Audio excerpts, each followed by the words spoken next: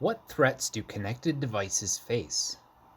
So devices tend to face remote access attacks, physical access attacks, and side channel attacks. Remote access attacks are very common. They're often the kind you hear about where there was a data breach. Someone was trying to access data or manipulate data. Physical access requires physical access to whatever device it is you're trying to access. Um, those can be a little bit harder to mitigate, even with robust protections, but there's kind of the pseudo security of you need to actually be physically at the device in order to do it. But again, the goal is to try to access data or to manipulate data to get the device to do something that's non-standard. Side channel attacks are tricky because they take advantage of how the physical bits and pieces, the components of your device works by usually some low level, almost physics level interaction between one component and another. And it's totally outside the scope of normal computing. And so you have to mitigate those by thinking about what those components are going to do physically and how they interact with the other components in your system, and then try to program around that or design the hardware itself around that, which is a lot trickier to do. What can these cyber threats lead to? People tend to attack in order to gain access to data or to modify device behavior. Access to data is kind of the big one. We hear commonly about data breaches. In that data, you often have either business secrets or you have user data. And a lot of that data needs to be kept secret for business purposes and for, well, just the general good of the consumers out there that are using devices. Modifying device behavior is a little bit different, but still kind of has a business case for businesses. They want how their device works to be kept secret because that's how they make their money. They don't want somebody to rip off what they do specifically.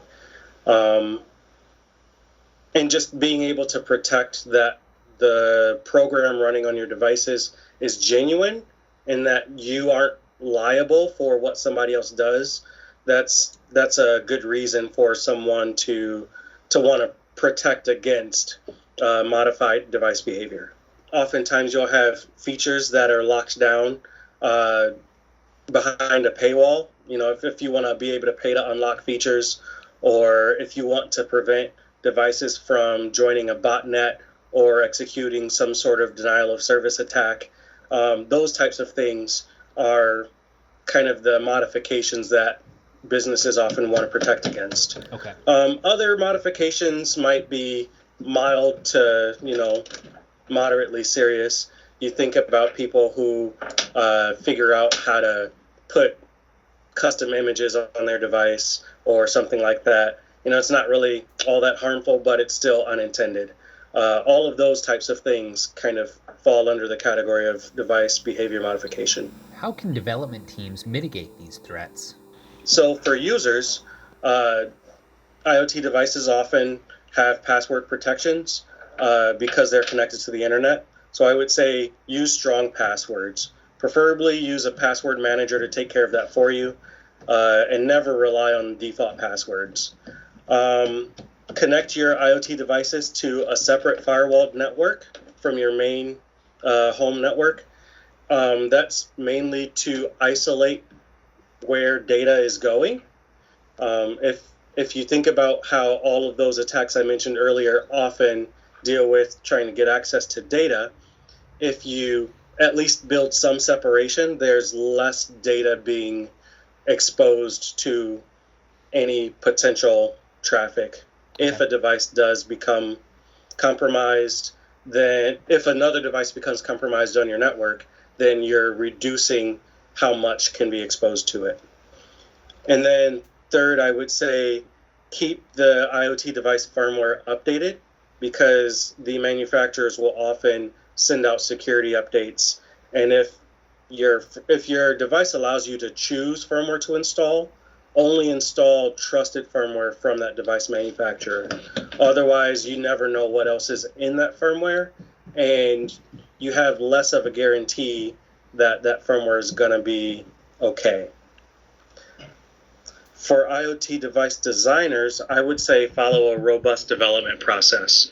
Security starts at the beginning of a process, and so that designer should identify data that will need protection and figure out the best way to protect that data and incorporate the correct components to be able to implement that.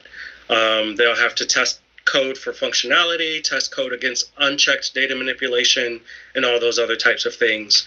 There's a lot of other tools that can help to just help with that process. And I would suggest using a lot of those tools to really just help against unwanted behavior. Another thing that a device designer can do is to absolutely use strong data protection in the form of device authentication and strong encryption. Authentication makes sure that the device and the intended user are the only ones accessing data where they need to access it, and no one else has access to the data if they don't need it. The other thing is implement robust firmware update process. That includes the authentication and encryption so that customers can have updated firmware, and if there are any security updates that need to go out, you can send those out in a robust fashion.